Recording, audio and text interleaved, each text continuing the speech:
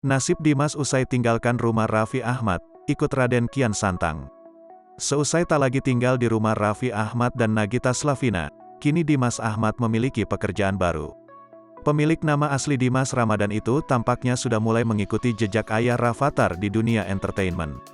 Padahal sebelumnya sempat tersiar kabar perihal Dimas Ahmad yang kembali berjualan bakso lantaran disinyalir telah keluar dari RANS Entertainment.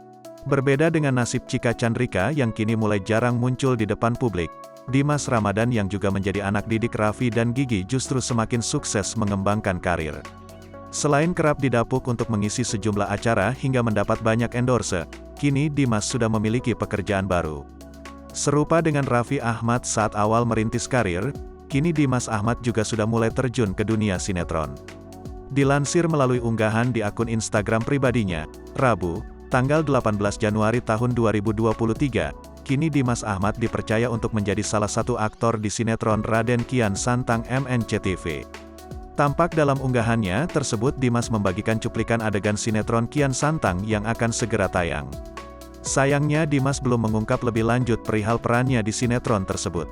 Namun ia diperkirakan akan memerankan tokoh Pangeran Kawali.